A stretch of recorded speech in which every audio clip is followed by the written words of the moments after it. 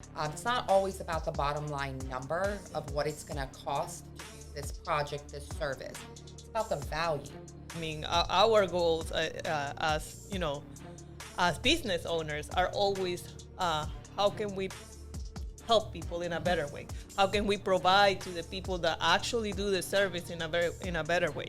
You need to understand what is your portion into what you're providing. If you are going to be increasing the value of the property in some sort of way, so the property management or the regional can see your value.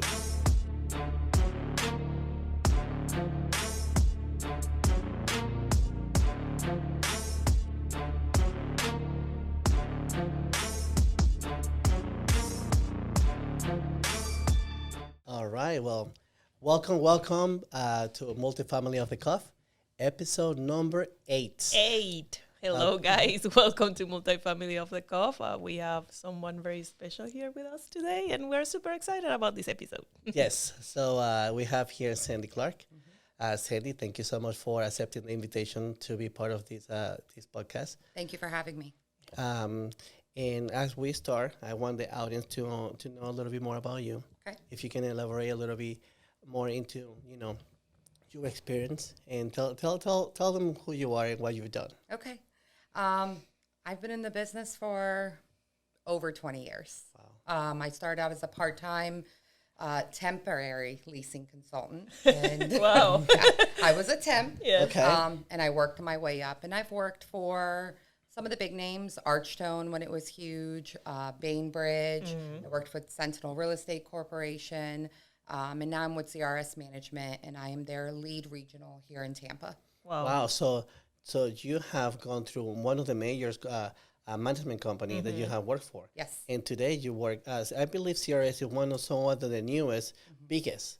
Yeah. Yeah. We've got about 60,000 units. We're known, but secretive. We're a mysterious company. We're not out there in every industry event. We are very selective. Yes, and then I know that you actually as a corporate, you guys do your own events as well. We do. You're very famous to the one that is being held in Miami. Yes. Once a year. Yep. We do. And we're one of the only ones that does a maintenance event as well. Oh, perfect. So I we didn't not know only that. do an event for our on-site personnel, meaning our managers, some leasing, assistant managers, but we also involve maintenance. They get their own separate event where they are given awards. They are recognized for their hard work and dedication. They are the backbone of every property management company, That is true. whether people admit it or not. Yes. No, it is, That is very it true. is to be admitted and Yeah. to be recognized Yeah. because we were talking about the importance of maintenance, and how it is what they do, and especially towards the end of 2021 and in the beginning of 2022, we've noted a problem with the staffing. Yes. Across the board in every industry there is. I know that, and then one of the positions that have been hit the most will be maintenance. Yes. It is very hard to keep or to even bring people into the industry. It is across the board. It is nationwide. It is a problem. What do you think? I have a theory behind that. Maintenance and general labor in general is a dying trade. Maintenance is a dying trade. No one is a jack of all trades anymore. People are more educated. They're going to trade schools. They're entering specialized fields. Whereas in the past, maintenance was very much a jack of all trades. You knew how to do a little bit. Master of none, really, but knowledge of everything. Right. You could do a little bit of everything, but our industry has changed. Our demands on our maintenance teams have changed. And there are opportunities for maintenance personnel to make a little bit more money in those specialized trades.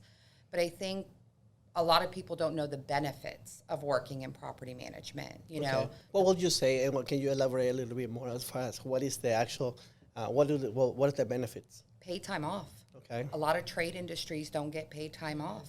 I mean, my husband was a serviceman. He was a plumber for many years in that van. He never got vacation time. He never got sick time. He didn't work. He didn't get paid. Because a lot of trades, specialized trades, it's about the profit of each van. Right. They measure their profit based on how much that van is making that day. Correct. But in property management, you get a rent discount at most places. That has changed over the years. What was free has now become 20% because of taxes and IRS, and you know how they get involved in everything. Right. But paid time off, health benefits, those are the two major things that maintenance personnel will get in this industry that many other industries do not offer. Okay, perfect. So that's something new. So our audience right now that are listening are going to be maintenance techs, or even a maintenance supervisor, you know, that want to do that, or even the supplier side. Yes. supplier side. Because we're doing that right now. I mean, the company The company that we represent is doing that as well. We provide paid time off, and then we're going to be implementing some of the benefits as well to maintain people. Just the right thing to do. Right thing to People need their time off, Yes. and when we've discussed, I mean, obviously financially at the beginning of a company, it's not ideal. it's not. I mean. hard. It's super hard. Even if you want to do it, it's just not. I mean, financially, it's not possible. But then when you get to a point, we have always discussed this. Like, I mean, our goals as you know, as business owners are always how can we help people in a better way? How can we provide to the people that actually do the service in a better way? And it's always like our it's funny because the meeting we have like every end of the year, it's about what are we gonna add this year to make their life better. Because at the end of the day, it's just that creates, you know, like loyalty and that relationship that we need to that it's fair and it's the right thing to do. I have a saying amongst my group, and anyone I interview who has interviewed with me in the last 10 years will hear me say this at every interview. Happy people produce. Yes. Happy people perform. If you are generally happy about who you work with, who you work for, and you know, not just money, because money is important, but sometimes you can be miserable and make lots of money. Yes. Right. It's about being happy and generally enjoying coming to work. Every day is not going to be a good day, but most of the time. But overall, you're happy with Yes. the company. That's perfect, because you have to expect just bad days. But can you still come to work even you're having a bad day? Absolutely. You know, and that's one of the things that makes a difference. In many forums that I'm part of, you know, in social media, that is for multifamily, there is it seems to have an overall problem with maintenance not being recognized, or they're not being paid well. So that also affects the industry, because, you know, CRS might be a company that do they actually pay well and they recognize, like you said, some other ones don't. Right. You know, and they might not have the opportunity to work for CRS because they just know enough positions available. And then they're losing some of these people also with vendors because they switch over because they get paid twice as much. Correct. Okay, so that's one of the things that I've seen you know, that have happened. So that's one of the things that we do happen to do here. We make sure that we take care of our people so they can provide, you know, a good service. So let me ask you, there's another question here. I wanna elaborate with you. Okay. What will be one of your biggest pet peeve that a service provider don't do? The most common one, communication. You know, like if we get a penny for every time someone says that. Communication solves all problems. People are understanding generally by nature. People will understand that you didn't get the part on time or you had a call out, whatever the case may be. What people won't understand is if you don't return phone calls, emails, texts. We have multiple forms of communication to our disposal now. If you don't feel comfortable talking to someone, because Just text them. Just text them. Email them. Email them. You know, me, I'm still a little old school. Sometimes I want to hear your voice. I want to see you in person because I read body language. I can tell if you're lying to me. I can tell if you're not being honest. So I want to see you in person. But we would never need to get to that point if you had communicated with me from the very beginning. Tell me what's going on. Keep it real. Let's move forward. Right. I picked you to do business with for whatever reason. Sometimes it's a relationship. Sometimes it's price. Sometimes it's a referral. Whatever. Communicate with me. And we can solve everything. So that's perfect, you know. So it is very common for everybody that we have brought to our show, and the communication is the key. You know, so in a sense, what do you think? You know, from the property side, that you see that you fail into where that affects the performance of a vendor. Communication. Okay. You're running behind, you need an extra day, you're not going to be able to meet this schedule, don't force it. Everything goes wrong when you force it. Communicate, hey, it's not going to be ready. They moved out a day late. They didn't move out at all. Whatever the case may be, communicate that and realign the schedule to make it work for both parties. This has to be a partnership with, I mean, we used to always say the maintenance supervisor and the property manager was like work wife, work husband. It is the same thing with vendors.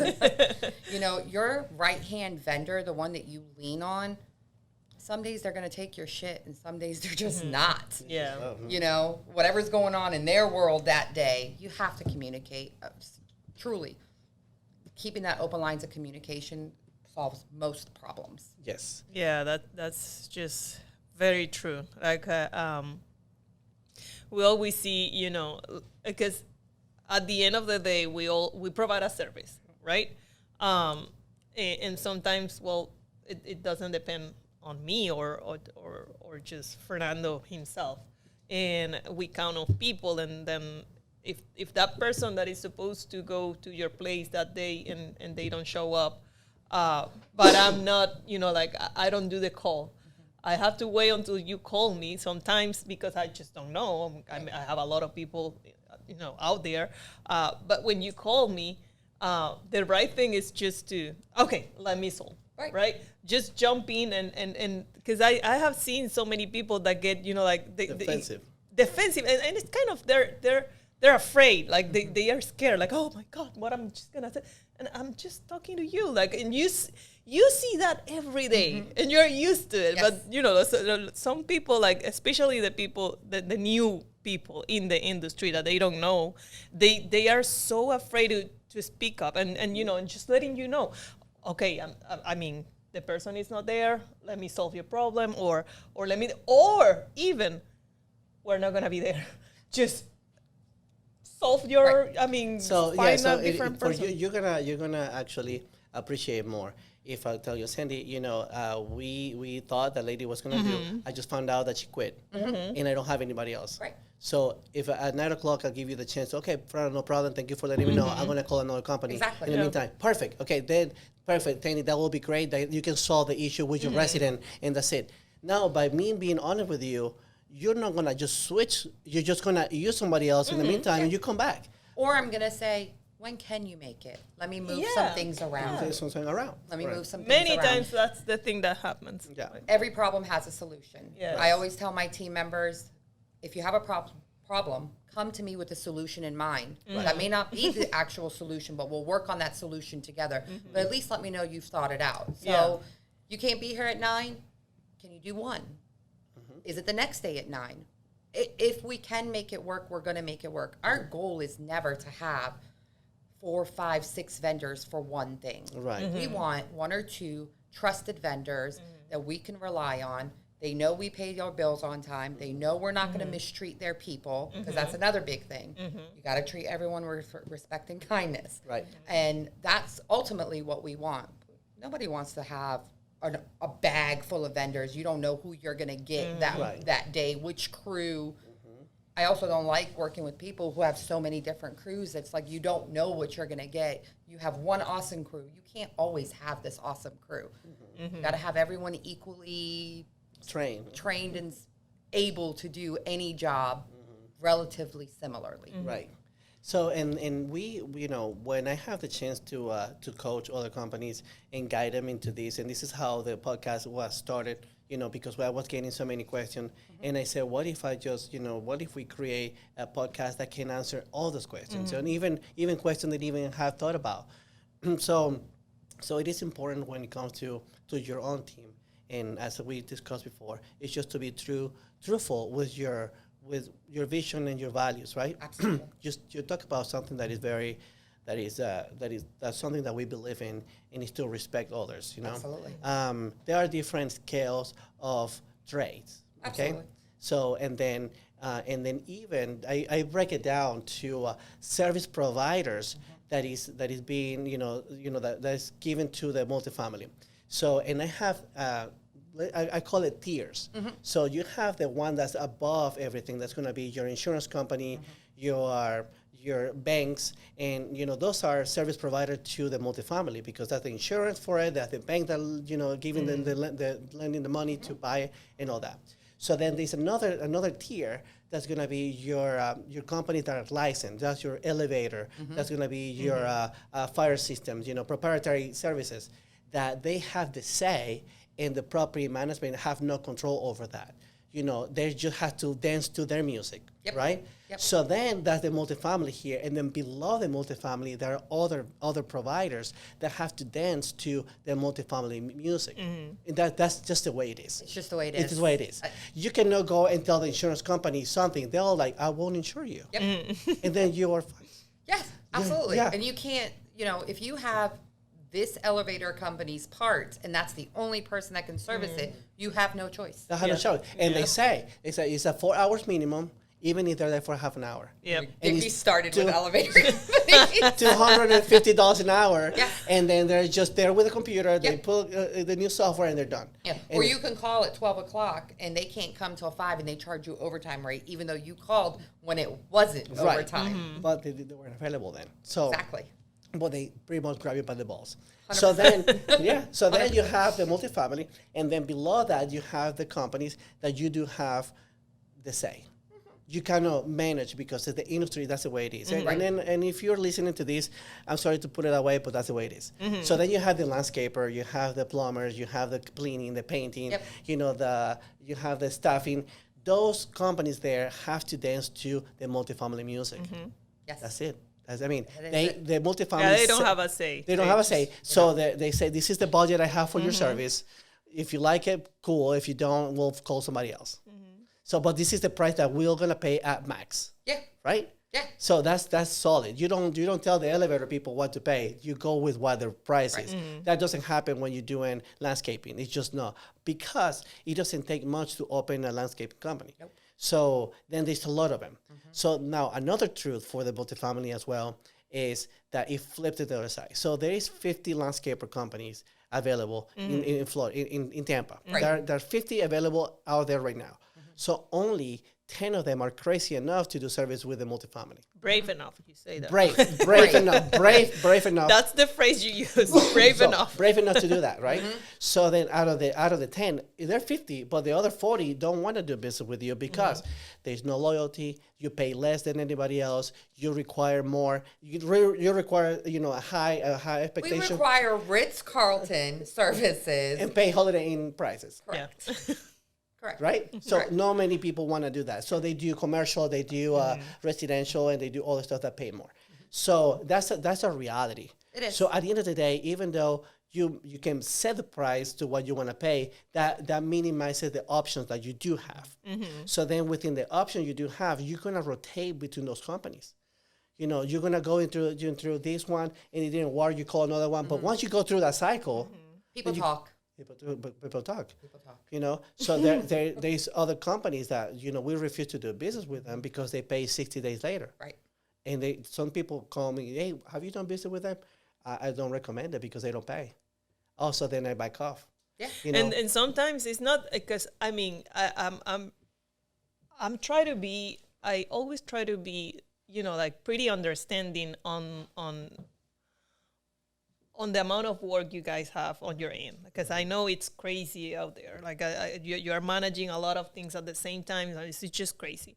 So I always, when I send, because I'm in charge of collection, right? So whenever, and he started laughing the first time I sent an email for collection. He was like, "You're such a nice person," because I was, like, "Hey, I understand, things happen, but just let me know. How can we help you? You need me to send the invoices again?" I mean, because I understand. Yeah. And I really appreciate when, like, you're honest and you're like, I missed it. Slipped through the cracks. I didn't get the, the email was, like, I didn't read it, and just send me that again, and then I received my payment.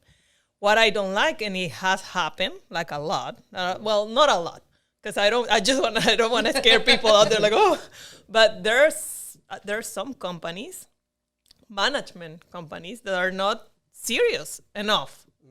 And they lie to you, and you know they're lying. Like they lie to you, like in your face. They say, "Yeah, this is the check number," and you go to your records. I don't have that check number. And then you talk to another person, and that person said, "Oh, we haven't done the checks yet." Oh, yeah, it's so crazy. Like, oh no, yeah, we haven't done the checks, and you're like, and you're lying to me, just right in my face, and I don't appreciate that. Honesty is the best policy. Yeah, and I'm like, I mean, I don't get why they have to get. I mean, a lot of it is embarrassment. I think, my personal opinion, a lot of it is embarrassment. Sometimes the on-site manager does not control that process. They enter it into a system if their company has it set up that way. A lot of companies, all invoices go to corporate, and they're processed at corporate based on their balances at that point in time. And then they pick and choose what is critical. Yeah. Perfect. Yeah, and that's good to know. So anybody that is in the getting involved in the industry, and they need to set up their finances, because that's another thing. If they're going from residential and they get paid upon completion. Exactly. So it is like they're done with the job and they get paid right there. You know, there's no days of delay. But if they're moving into the multifamily, they need to understand that it's 30, 45 days, 60 days, you know, before they get paid. Your first set of payments are usually going to be about 60 days. It takes that long to just set someone up, get them recognized in your system, merge the systems, because the on-site system is different than the corporate system for property management. Right. So then those two need to communicate. So it takes a little bit of time. Once you're set up, it rolls pretty quickly unless an issue happens. Yes. Sometimes it's a staffing change, and in that staffing change, in that shuffle, something got missed. Sometimes it's no funds available. That happens. You're waiting for either funding, or you're waiting for rent payments that month. It just depends on that specific property and how their books are set up. But we go back in there to communication. Because the same way, you know, you guys appreciate communication from our side. When you let me know, because I have a lot of clients that they say, "Hey, we're working on this." I mean, and I know, and I don't. It's legit. Yeah, and I don't go and and I'm gonna send you an email and a text and a call like every other day just to. I'm not gonna do that. You let me know once, and I'm fine with it. You're working on that. You're not, like hiding, like, I'm not gonna pay. No, you're letting me know there is an issue, and you're solving the issue, and then you're working on it. And another thing that I appreciate as a vendor side, from the vendor perspective, is you guys do a follow up. Hey, remember, this is a follow up on the payment that we owe you. It's already in process. It goes both ways. It goes both ways. Yes. I'm famous for the follow up email a week later. Hey, check was cut today. By the time it's signed and put in the mail, again, it depends on that company's processes. Sometimes they require 2 check signers. Sometimes I have one client, he hand signs every single check. Every single check he hand signs. That's just the way he prefers to do business. So as a company that does third-party management, we alter some of our practices for our clients' needs. Right. Owner manage is done differently, of course, because they're involved in that day-to-day. But it's that communication. Yeah. Hey, so checks got mailed out. They'll be back in the mail, in 7 days, and then you'll have it. So about 10 to 12 days. And here's the check number. Yeah. So that's perfect. So one of the things that when it comes to communication is when a service provider is first meeting with the property they're going to be servicing, to actually ask the question, hey, what are your processes for payment? So that way the expectations are set from both sides. So the management of the client is expressing all the expectations as far as the service is going to be. And then the actual service provider is asking, what about payments? What are your processes for payment? Yeah, so the best practice is what we discussed in episode number 4, that the same way you send me your request, like when we start doing business, and you send me, this is my set of requests for you to get in, to start doing services. And I send you mine, because I also have, a set of things that I need in order for do the invoice, Right. who I'm sending the invoice to, like, and all those things we need to know prior, and not like, oh, I After don't the know, fact. yeah, like Yeah. I don't know, Yeah. and a lot of things happen, especially with we have seen the craziest thing with payment, like here. Sometimes the check was cut, and another company deposit the check that was in our name.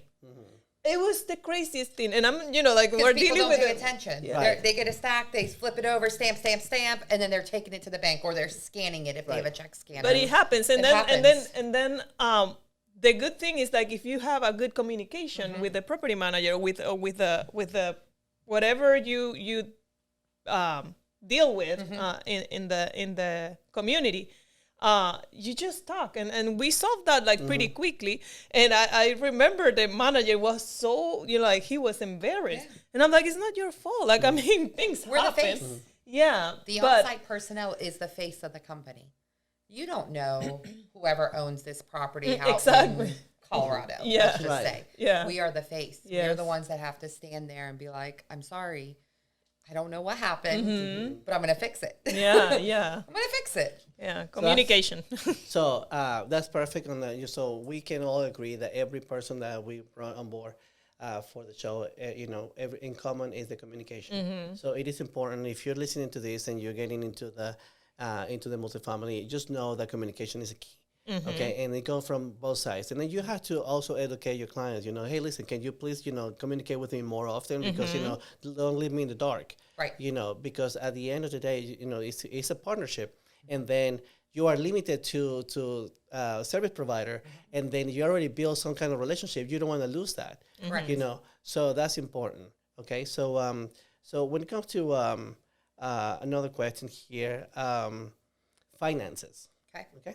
So what's important to you, as with the position that you're holding right now, and what you're looking for in the finance, aspect of an asset? You're representing owners, make sure that, they're making the money for the shareholders, and why not, whatever the case is. You're going to have occupancy rates, you're going to have NOI numbers. It is important for vendors to understand numbers, because, you have the residents, and then they have the owners. That money has to go through a pipe and then get into the owner's pocket. Correct. So your job is to make sure to guide as a, as a referee, to make sure all this thing happening for that. And every vendor has to understand, is this property for a long term? Is it going to be a real quick flip? So that's going to vary on pricing. Somebody wanna make money right there in the first shot, or keep a relationship, because this is a whole property. It's going to be 7 years before they do that. So what's important to you when it comes to numbers? It's a very loaded question. There's a lot of things that's important when it comes to numbers. Obviously, top of the line financials, making sure you're charging the correct rents to support everything else you need to do. Okay. I mean, it's a multi-step answer to your question. Okay. Are you collecting enough income? And income is more than just the rent. It's the charges for damages. It's the charges for pet rents. It's the charges for trash pickup, whatever the case may be. When it comes to the expense side, it depends. Some of it is cost. Some of it is value. What are you getting for that? Okay. It's not always about the bottom line number of what it's going to cost to do this project, this service. It's about the value. One vendor and another vendor could be charging the exact same price, but one vendor offers a little bit more value, whether it's an extra pickup or it's an extra quality control check, whatever the case may be. It's about the value that you're getting. It's not just about the money. When it comes to what the owners collect, a lot of people don't know this, but when you're managing a property, owners at best are collecting 10% of the income at the end of the day. 7 to 10%. And that all is after all of the expenses are paid, all of the people are paid, all of the services are complete. So really, people are not walking away with a huge profit margin here. 10% at best. Yeah, and that's in the day, and that's because that the NOI will be your end number. Yes. But while we're looking as an investor, these properties are creating some cash flow for them while they're waiting for the property. Whether it's that they're going to do some renovation to it and then flip it, and they're going to be making the money at the sale portion of it. Are they going to be making a couple of $1 million after they sell it? If they're holding it and then doing the right investment and changes to the property for it to increase the value. Yep. So if you are a service provider, you need to understand that. You need to understand what is your portion into what you're providing. If you are going to be increasing the value of the property in some sort of way, so the property management or the regional can see your value, and you're completely right. So one of the obstacles that we run into is that the person making the decision at the beginning, which is the face of the property, is a property manager that doesn't even understand numbers. Nope. So, and then you see that often because they are getting promoted from a leasing to a property manager due to the staffing problem we do have, and you start promoting unprepared personnel to take those responsibility. They're running, and taking care of these, $40 million assets, and they don't have the knowledge of numbers. So here I am, I propose this bid, and they say, shoot, but this is a lot more than what I'm paying right now for this painting job, right? But you're using this small company, and it's taking 5 days to turn a unit, and we do it in 1 day. Right. So it is a higher price, but you are not seeing the actual value because you don't considering the amount of days that this unit is going to be empty, that it's not being rented. Correct. So then you're not generating enough inventory for you to flip. So you're missing two prospects because you don't have that unit. Exactly. And then your next door that it is using this other company have the right inventory, and they can accommodate this new family into that new home. Right. So that is a problem. What do you think that you will recommend to this property management that are running into this issue? I mean, a lot of it is just self-training. You have to educate yourself. Your employer is required to teach you your policies, your procedures, how they want things run. But honestly, as people, it is our own responsibility to self-educate ourselves. Whether it is paying for a class out of pocket or convincing your employer to pay for a class for you. If you don't educate yourself, you can move up the ladder, but you will never be great. You will never achieve your best potential. You have to educate yourself, and you have to align yourself with people that want to mentor you, that want what's best for you, that want to teach you. Your employer is only going to teach you how they want things, but not everyone does things the same way. I love it. And so that is aligned exactly with what we do here. Irene knows that as a leader, I tell my team that from point A to point B, I'm not going to go all the way to pick you up. You need to invest yourself. You need to do your own research, and I'll meet you halfway. And you're going to say, Fernando, I got stuck into this problem. I already did my part. I did my due diligence. I look at, I tried to, on my own, I look for some of the answers, but I got stuck here. Now that I see your effort, I come and I meet you halfway, and I bring you over to the end of it, to the B side. So it is important that people don't take responsibility on their own, and they just expect, the information to be given. And I see that in the multifamily when I'm talking to them into the financial portion of it, and I see that have no clue. And that made me wonder, how many vendors have not had the chance to truly provide their values because they haven't given the opportunity based on something as simple as just being off of the price that they're looking at. And they're not looking at the end result that, at the end of the month, I could have saved you, 15 days of vacancy loss. Right, and that's one of the first things I teach my leasing consultants. Let's look at your availability. When this unit sits X amount of days, this is how much money is being lost. That goes right back to what is what vendors can assist us with. If I'm paying $40 more for this paint, clean, turn, whatever, but I'm getting it done in 48 hours as opposed to 72 hours, that's one less day of vacancy loss. That's more profit in the pocket.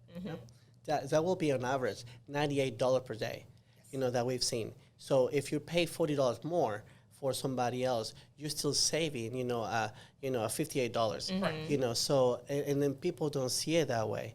because they're not understanding. So one of the things when we run into, and I share information of our own experiences, when I'm sitting with my recruiting personnel, and they're not understanding the laws, they're not understanding, 1099 versus a W-2 and all that. I'm like, no, let's sit down. Let's go over exactly what it is that you don't understand, because I need you to understand the whole entire process for you to make the right decision. Right. So, and then that will go back into your staff to understand numbers, so they can make the right decision. They don't calling you with a bunch of BS and on this question that you already, hey, listen, you need to find out what cap rates are, and Absolutely. you need to understand. And a lot of property management companies, we budget on a total turn cost, not it's like total per unit turn. You're saving a little bit of money here, you're spending a little more here. In the end, it all washes out. So understanding financials is critical, because you can play around with your numbers to still make it work. You just have to know how. Right. You have to have the knowledge to know how. Like, when I might budget total, just throwing it out there, $400 per turn, standard turn. This one's a little more, this one's a little less. At the end of the day, that still equals to 400. Everyone's winning. Right. So there's still some companies that want to do everything in-house. Yes. It is blow my mind, because I never understood it. I don't understand it. So you don't save money anywhere in the shape or form. You're getting all your maintenance, because for a maintenance team, I will think that the most important factor will be to solve those work orders for the maintenance. Doing the maintenance to make sure that your current residents are taken care of. Because at the end of the day, because you have this $400 budget for a turn, but what if you can retain? Because you have to work on retaining, so then for them to renew. You save tons of money by just trying to. Absolutely. The amount of money that takes for you to bring a prospect to your property, and for them to sign a lease with you, instead of convincing the one already there. Yes. So all these things that comes in place, and what we talk about here is how can we, help you to retain people. And people say, "Well, are you crazy? Don't you make money when you when they do move out?" When they move out, I said, "No, I make money when the client trusts me and I'm with them for a long term." Absolutely. So if I'm there saving them money in every way we can, then we're winning. Absolutely. Because they're trusting us. And it's volume. Yeah. Multifamily provides you volume. Yes. You're going to get large amounts of work, a little bit lower of a cost up front, but large amounts of work if you build that relationship, because this owner is going to buy another building. Yeah. He's going to bring this management company in. And who's this management company going to call? They are trusted vendors that they have good experiences with from other properties. Yep. Multifamily is changing and evolving. I mean, since you've been in Tampa, how many times have you seen certain properties switch hands? It's like every 3 years they have a new name. Yes. You can't keep track anymore. Yep. But that's what the business is. But another thing, I wanted to go back to your comment on the landscaper, for instance. There is a way to work around that. So I am, and any vendor that I've worked with, like, this is what I have budgeted today. But I can build in an increase in the new budget year. Let's discuss what works for you. It's a little bit lower now, but if we can build a 3% or a 5% guaranteed increase in the next budget year, can we make this work? Me as a person, I don't want anyone to struggle or lose money or feel like they're doing work for free. That's not what we're here for.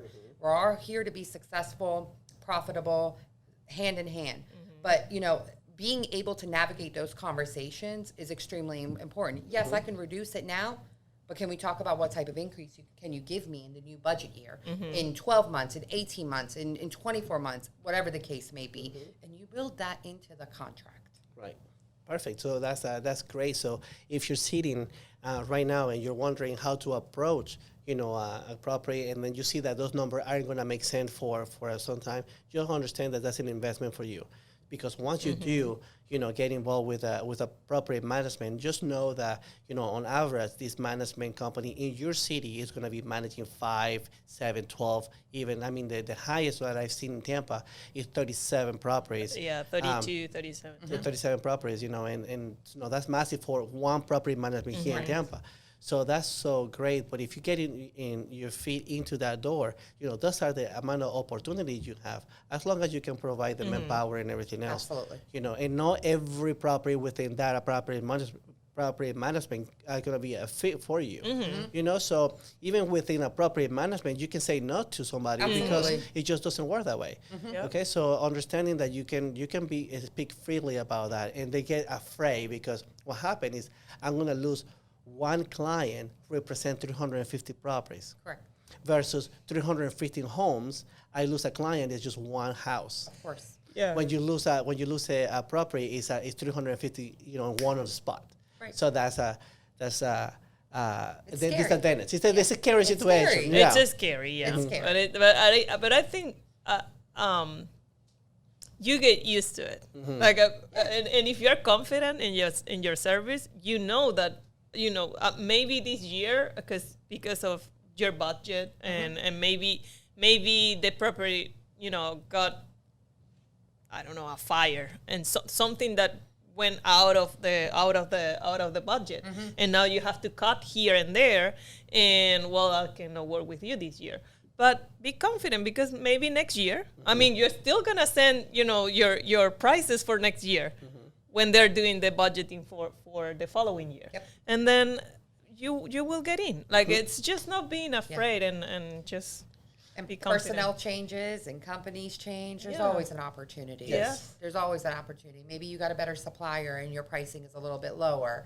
Whatever the case may be. Now, to wrap this up, Sure. and there's going to be business owners that might not have a sales team. And even if it is a person that is a new sales rep for the multifamily, and they just got assigned to pursue multifamily, how do you like to be approached when a service provider is trying to get your business? Oh, when I was on site, I didn't mind people coming in depending on the day of the week it was and the time of the month. Because, Of course. you just know. Me personally, I like an email introduction. The phone calls, especially in this day and age when there's tons of spam, half the time people are not going to answer your phone call. It's an unknown number. Email introduction is best. I like meeting people at select industry events. That's usually a good time. People's guards are down. But I think email is probably the best. And don't send an email every single day, please, or 3 times a week.